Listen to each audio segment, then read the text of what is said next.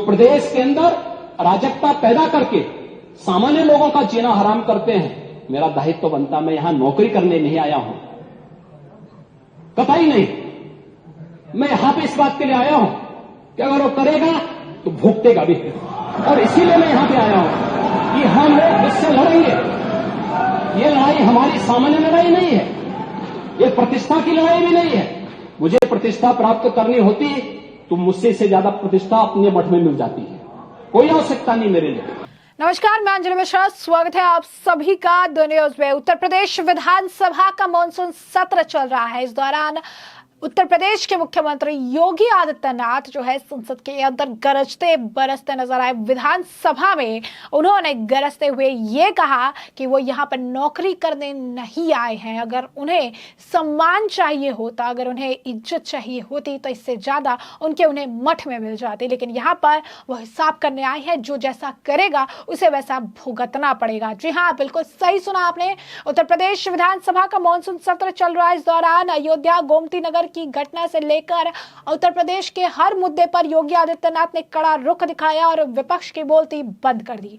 अयोध्या में 12 साल के बच्चे के साथ हुए रेप को लेकर भी मुख्यमंत्री योगी आदित्यनाथ ने समाजवादी पार्टी पर निशाना साधा और कहा कि ये घटना हल्के में छोड़ देने वाली नहीं है। उन्होंने फैजाबाद के सांसद का जिक्र किया कि उठता बैठता है, खाता पीता इनके साथ है, उनकी टीम का सदस्य है, फिर भी इनके द्वारा कोई एक्शन नहीं लिया गया। आखिर ऐसी क्या मजबूरी थी? यही नहीं, सीएम योगी ने कहा कि मैं यहाँ नौकरी करने नहीं आया हूं, मुझे अगर प्रतिष्ठा चाहिए होती तो अपने मठ में मिल जाती। क्या कह रहे हैं सीएम योगी आदित्यनाथ, और जरा सुनिए। आपको बुलडोजर से डर लगता है, लेकिन ये निर्दोष के लिए नहीं है, उन्हीं अपराधियों के लिए है जो प्रदेश के नौजवानों के भविष्य के साथ खिलवाड़ करते हैं, जो प्रदेश के व्यापारी और बेटी की सुरक्षा में सेल लगाने का काम करते हैं, जो प्रदेश के अंदर अराजकता पैदा करके सामान्य लोगों का जीना हराम करते हैं। मेरा दायित्व तो बनता, मैं यहां नौकरी करने नहीं आया हूं, कतई नहीं। मैं यहां पे इस बात के लिए आया हूं कि अगर वो करेगा तो भुगतेगा भी, और इसीलिए मैं यहां पे आया हूं कि हम लोग इससे लड़ेंगे।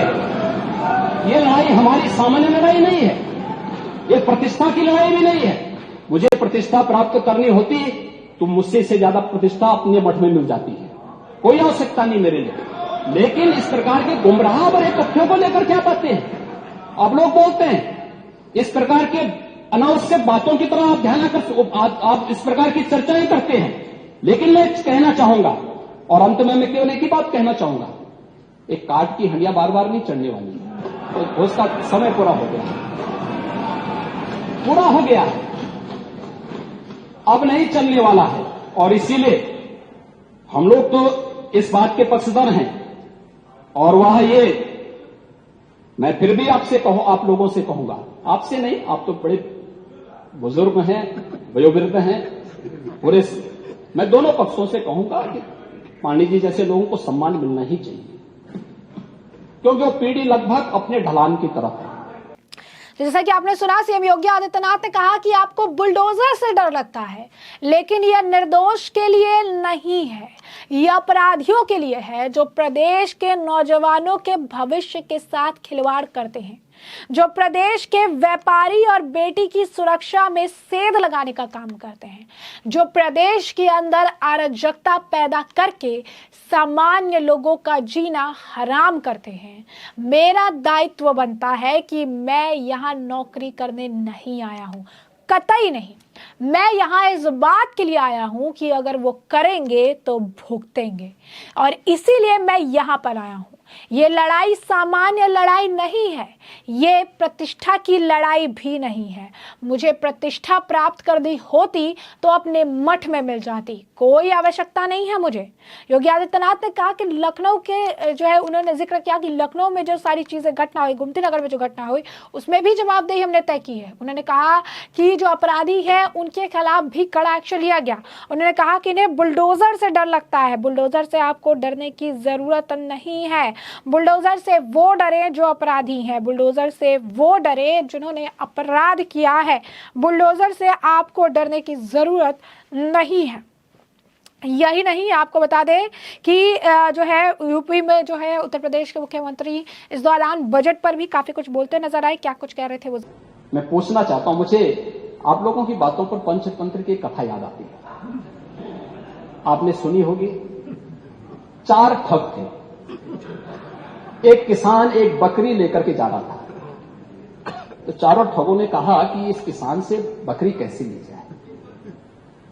तो हो सकता है कि उनको थोड़ा लोक लाज रही हो, तो उन्होंने कहा चलो छीन तो नहीं साहब कर पाएंगे, तो एक काम करते हैं, चारों अलग अलग जगह खड़े हो जाते हैं और अलग जगह खड़े होकर के हम लोग ये बोले कि भाई ये कुत्ते का बच्चा कहां लेके जा रहा है। तो एक वो किसान बेचारा अपनी बकरी के बच्चे को कंधे में रख करके लेके जा रहा है, तो पहले ठग के पास से गुजरता तो बोलता, अरे काका ये सब क्या ले जा रहा है, ये कुत्ते के बच्चे को अपने कंधे में लेके क्या जा रहा है। किसान बोलता, अरे धूर्त कहीं के, ये कुत्ते का बच्चा नहीं बकरी का बच्चा है। वो हंसते हुए चुप हो जाता है।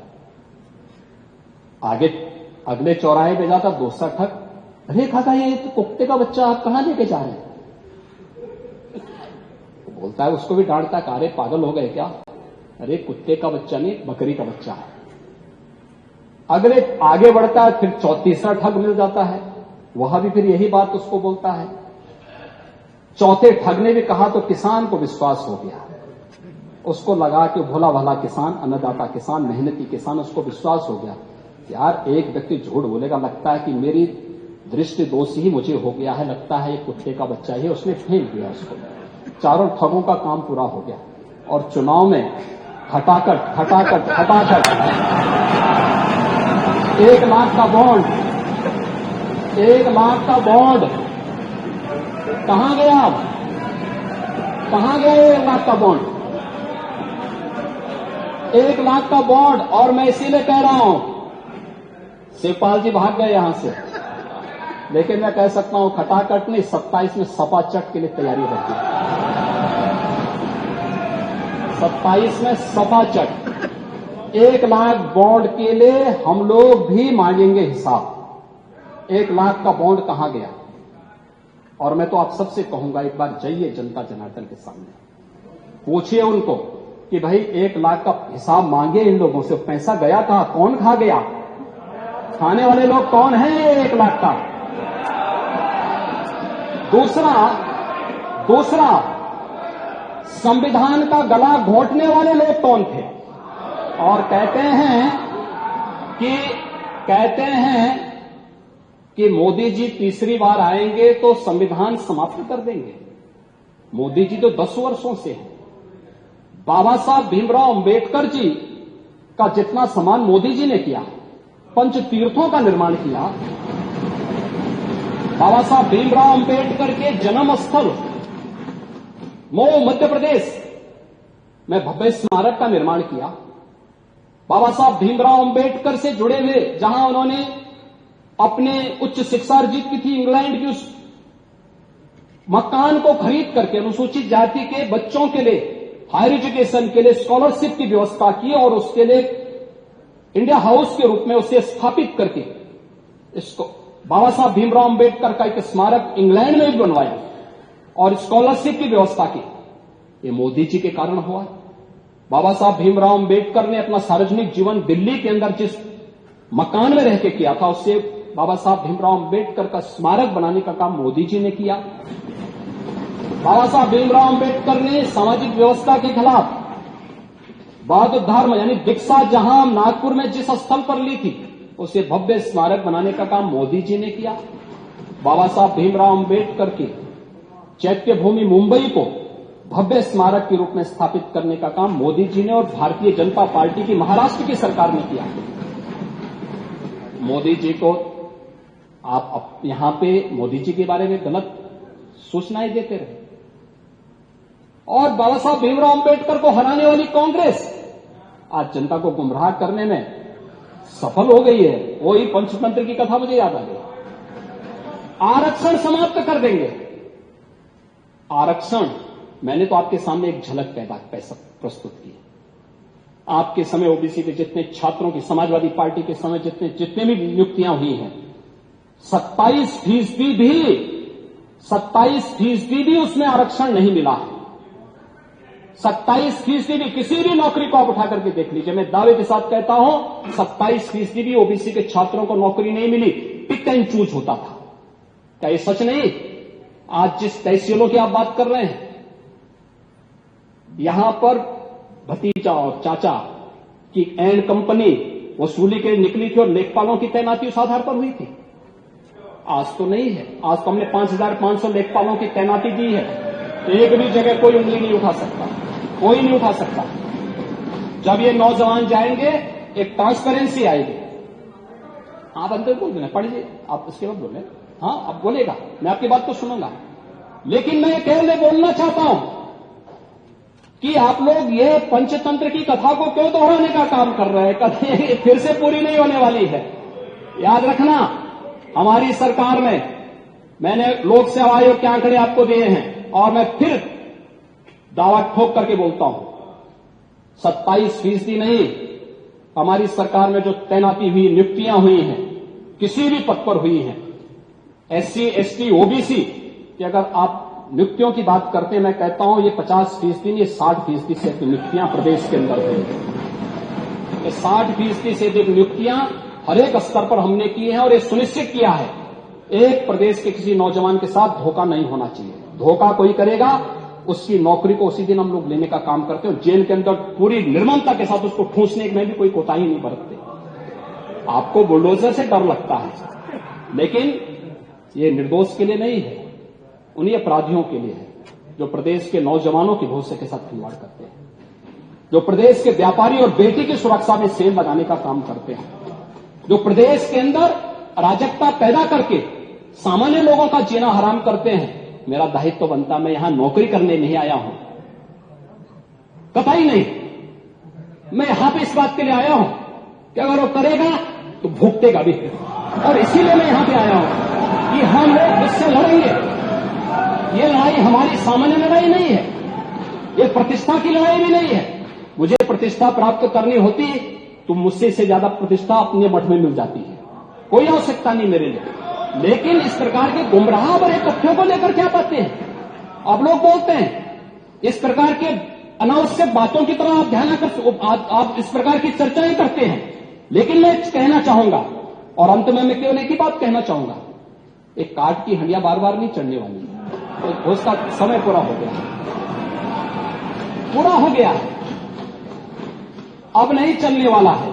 और इसीलिए हम लोग तो इस बात के पक्षधर हैं, और वह ये मैं फिर भी आपसे आप लोगों से कहूंगा, आपसे नहीं, आप तो बड़े बुजुर्ग हैं, वयोवृद्ध हैं, पूरे मैं दोनों पक्षों से कहूंगा कि पांडे जी जैसे लोगों को सम्मान मिलना ही चाहिए, क्योंकि वो पीढ़ी लगभग अपने ढलान की तरफ है और मुझे लगता है उन्हें हर प्रकार का सम्मान मिलना चाहिए। लेकिन हम लोग जो भी योजना बनाते हैं, यह धरती पर पांव रख करके बनाते हैं, व्यवहारिक जगत का। मैं आपकी बात को इसलिए सुन रहा था, मैंने एक भी बार आपको डिस्टर्ब इसलिए नहीं किया क्योंकि मैं जानता था कि आप जमीन पर रह करके सारी बातों को यहां व्यवहारिक स्तर पर बोलते हैं। और इसीलिए मैं कहूंगा कि एक पांव, जो अटल जी ने कहा था, एक पांव धरती पर रखकर ही बावन भगवान ने आकाश पाताल को जीता था। धरती ही धारण धर करती है, कोई इस पर भार न बने, मिथ्या अभिमान से न तने। मुझे लगता है गलतफहमी नहीं होनी चाहिए समाजवादी पार्टी या कांग्रेस को कि वह बार बार खटाखट जैसी योजना के माध्यम से जनता को धोखा दे सकें। लेकिन मैं आपसे कह सकता हूं कि सरकार चलेगी, मजबूती के साथ चलेगी, प्रदेश के अंदर ट्रांसफॉर्म। तो जैसे कि आपने सुना, उन्होंने कहा कि विरासत में बदहाल यूपी मिला था और आज देख लो हम दूसरी बड़ी अर्थव्यवस्था है। जी हाँ, बिल्कुल सही सुना आपने। आपको बता दें कि योगी आदित्यनाथ ने कहा कि 2017 में जब हम प्रदेश की सत्ता मिली तो उत्तर प्रदेश बदहाल स्थिति में था, और आज देख लीजिए 2015 से 16 की तुलना में आज हमारा बजट दोगुना हो गया, हमारी GDP 7वें नंबर पर है, आज हम देश के दूसरे नंबर पर। इतना ही नहीं, आज यूपी के प्रति व्यक्ति आय की जो है दुगनी हो चुकी है। योगी आदित्यनाथ ने आगे बोलते हुए कहा कि आज प्रदेश में ही लोगों को रोजगार मिल रहा, अंतिम व्यक्ति तक अंतिम पंक्ति तक जो है लाभ पहुंच रहा है। उन्होंने कहा कि इसमें डायरेक्टर बेनिफिट ट्रांसफर का अहम योगदान है। हमने रोजगार के नए अवसर पैदा किए, हम रोजगार में वृद्धि होते हुए लोगों को नए अवसर मिल रहे हैं। हमने प्रदेश में वित्तीय अनुशासन का माहौल पैदा किया, हमने उत्तर प्रदेश में विकास और निवेश का माहौल पैदा किया है। पहले हमारे सामने जो है पहचान का संकट था, आज ये सूरत बदली है, यूपी जो है सही दिशा में आगे बढ़ रहे हैं। क्या कुछ कहना है उनका बजट पे, जरा सुनिए। अगर हम इसे 2015-16 की तुलना में देखें तो ये दुगने से अधिक बढ़ी है। अगर हम प्रति व्यक्ति आय को देखें, पर कैपिटा इनकम को देखें, ये दुगने से अधिक बढ़ी है। ये दिखाता है हमारी दिशा सही है, उत्तर प्रदेश एक सही दिशा में आगे बढ़ा है और उसी सही दिशा को एक नई गति देने के लिए जो नए मद बनाए गए हैं, उस मद में हम लोगों ने इस नए सप्लीमेंट्री बजट की आवश्यकता पड़ी, जिसमें 12,209 करोड़ 93 लाख रुपए का इस सप्लीमेंट्री बजट हम लोगों को मानसून सत्र में लाना पड़ा है। और इसके साथ ही उत्तर प्रदेश का ये बजट वर्ष 24-25 का लगभग 7.5 लाख करोड़ के आसपास पहुंचता है, जो उत्तर प्रदेश की आबादी की दृष्टि से देश के अंदर अन्य राज्यों से हम तुलना करते हैं तो ये माना जा सकता है कि उत्तर प्रदेश देश के अंदर देश की अग्रणी अर्थव्यवस्था बनने का मादा रखता है। मुझे याद है जब 17 में हम लोग आए थे तब उत्तर प्रदेश देश की 6ठी-7वीं अर्थव्यवस्था थी। आबादी हमारी सबसे ज्यादा है, लेकिन अर्थव्यवस्था के रूप में हम देश के अंदर 6ठे-7वें स्थान पर थे। उत्तर प्रदेश के बारे में कैसा परसेप्शन था, ये किसी से छुपा हुआ नहीं है। आप में से सभी माननीय जनप्रतिनिधिगण उत्तर प्रदेश से बाहर जाते थे और बाहर जाकर के इन बातों को अनुभव करते थे कि कैसी स्थिति है। पहचान का संकट होता था उत्तर प्रदेश के नौजवानों के सामने, उत्तर प्रदेश के नागरिकों के सामने। आज मैं कह सकता हूं, उत्तर प्रदेश के नौजवानों के सामने नहीं, किसी भी व्यक्ति के सामने उत्तर प्रदेश का है, देश उसे सम्मान की निगाह से देखता है, शक की निगाह से नहीं देखता है। एक सबसे बड़ा परिवर्तन आज ये हमारे सामने देखने को मिलता है। उत्तर प्रदेश ने इस दौरान अपने इकोनॉमी को बढ़ाया है। आज हम देश की 7वीं नहीं बल्कि दूसरी बड़ी अर्थव्यवस्था है और अगले 3 और 5 वर्ष का जो रोड मैप हम लोगों ने तैयार किया है, उस रोड मैप के साथ भी आज मैं सदन में इस सप्लीमेंट्री डिमांड के साथ बोलना चाहूंगा कि उत्तर प्रदेश ने जो एक कार्य इस दौरान किया है, इसके परिणाम आज हमारे सामने आए हैं। और ये जो बजट है, ये बजट केवल एक बजट नहीं है, यह जो आकार बजट का बढ़ा है, दुगना, लगभग बजट दुगना हुआ है, यह लोक कल्याण के कार्यों में ये पैसा खर्च हुआ है। अंतिम पायदान पर बैठे हुए व्यक्ति के लिए, गांव है, गरीब है, किसान है, नौजवान है, महिलाएं हैं, उन तक योजनाओं का लाभ पहुंचाने का कार्य हुआ है। इंफ्रास्ट्रक्चर डेवलपमेंट के बेहतरीन कार्य हुए हैं और शिक्षा, स्वास्थ्य, कौशल विकास, इन सब पर ये कार्य हुए हैं और उसका परिणाम है कि उत्तर प्रदेश के अंदर अर्थव्यवस्था भी बढ़ी है और प्रति व्यक्ति की आय में भी बढ़ोतरी हुई है। आज इसी का सीधा परिणाम है कि प्रदेश के अंदर रोजगार के नए सृजन हुए हैं। आपके सामने बहुत सारे ऐसे उदाहरण हैं। तमिलनाडु के त्रिशूर की चर्चा में कर रहा था कि जहां पे उत्तर प्रदेश से जुड़े हुए लगभग 2 लाख कार्मिक वहां काम करते थे, लेकिन आज उसमें से बड़ी संख्या वापस आई है, क्योंकि उत्तर प्रदेश के अंदर उन्हें, इसी प्रदेश के अंदर उन्हें रोजगार मिलना प्रारंभ हुआ है और वह आज उत्तर प्रदेश में आकर के इन सभी कार्यों के साथ यहां जुड़ रहा है, अपने प्रदेश में आकर के प्रदेश के विकास में अपना योगदान दे रहा है। उत्तर प्रदेश आज देश की अर्थव्यवस्था में, नेशनल जीडीपी में भी अपने शेयर को बढ़ाने में सफल हुआ है। यानी पहले जो हमारी स्थिति थी कि हम 6 या 7% तक ही उत्तर प्रदेश, यानी आबादी हमारे पास जितनी थी लगभग 16 से 17%, लेकिन अर्थव्यवस्था में हमारा कंट्रीब्यूशन देश के अंदर होता था वो 6 से 7% होता था। आज ये 9 से 10% तक पहुंच चुका है और मेरा मानना है उत्तर प्रदेश के अंदर जो ग्रोथ रेट है, जो विकास की दर है, अगर ये विकास की दर इसी प्रकार से आगे बढ़ेगी तो आने वाले समय में हम लोग उत्तर प्रदेश के अंदर अपनी आबादी के अनुसार देश की जो नेशनल जीडीपी है उसमें अपना योगदान देने में हम लोग सफल होंगे। उत्तर प्रदेश आज देश के उन राज्यों में है जिन राज्यों ने अपने प्रभावी रिसोर्स मोबिलाइजेशन के माध्यम से अपने को रेवेन्यू सरप्लस स्टेट के रूप में स्थापित किया है। हमारी ज्यादातर आवश्यकताओं की पूर्ति हम राज्य के अंदर करने में सक्षम हैं और उन सब के माध्यम से हम लोग एक बेहतरीन इंफ्रास्ट्रक्चर देने की दिशा में भी आगे बढ़े हैं, जिस पे आज हम इसी पे चर्चा भी करेंगे।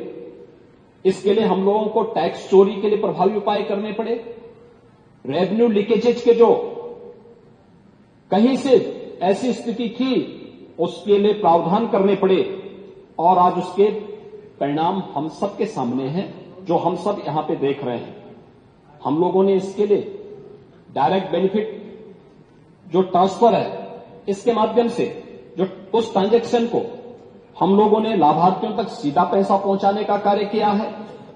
प्रदेश के 196 योजनाओं में डीबीटी के माध्यम से 11 विभागों के माध्यम से 196 योजनाओं का 10,000 करोड़ रुपए की हम लोगों ने इसके माध्यम से बचत की है और 70,000 करोड़ रुपए 62,000 ट्रांजैक्शन के माध्यम से हम लोगों ने अंतिम पायदान पर बैठे हुए व्यक्ति तक पहुंचाने का काम किया है। ये डीबीटी कैसे एक गरीब को भ्रष्टाचार से मुक्त व्यवस्था देने में सहायक होती है, यह डीबीटी उसका एक उदाहरण है। इस दौरान प्रदेश के अंदर रोजगार का जो सृजन हुआ है, रोजगार है, स्वतः रोजगार है, यह प्रदेश के अंदर बैंक के बिजनेस को भी बढ़ाने में सफल हुआ है। अगर 2016-17 में हम लोग प्रदेश के अंदर के सीडी रेशो को देखेंगे तो यह लगभग 44 से 46 के बीच में था, आज यही 60% के आसपास है। ये चीजें दिखाती हैं कि रोजगार में यहां वृद्धि हुई है, लोगों को रोजगार मिला है, स्वतः रोजगार के अवसर यहां लोगों को प्राप्त हुए हैं और लोगों को इसमें बेहतरीन रूप से आगे इसके माध्यम से यहां पे अवसर प्राप्त हुए हैं। लेकिन साथ साथ हम लोगों ने वित्तीय अनुशासन का पालन भी किया है।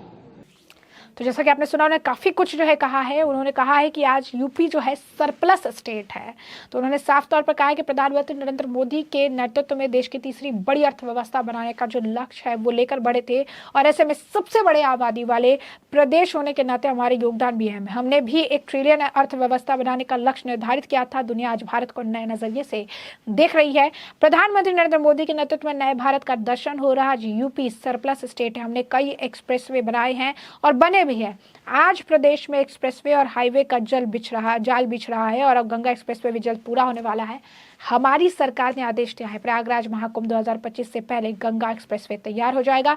उन्होंने ये भी कहा है कि ये सारी चीजें कहते हैं लेकिन 2027 का चुनाव में पूरी तरीके से विपक्ष जो है वो सफा चट हो जाएगी। तो यह साफ तौर पर आक्रामक रुख जो है वो योगी आदित्यनाथ का संसद के अंदर देखने के लिए मिला, जहां पर उन्होंने विपक्ष की बोलती अपने बयानों से जो है बंद कर दी। उन्होंने काफी कुछ जो है कहा, जैसा कि आपने सुना भी कि उन्होंने साफ तौर पर यह बात संदेश दे दिया है कि वो नौकरी करने नहीं आए हैं, जो जैसा करेगा उसे वैसा भुगतना ही पड़ेगा और अगर प्रतिष्ठा चाहिए होती तो वो उन्हें उनके मठ में भी मिल जाती। तो ऐसे में हमने आपको जो पूरा मामला है विस्तार से बताया। इस मामले पर अब आपकी भी जो राय हो हमें कॉमेंट सेक्शन में कॉमेंट करके जरूर से जरूर साझा करिएगा। धन्यवाद।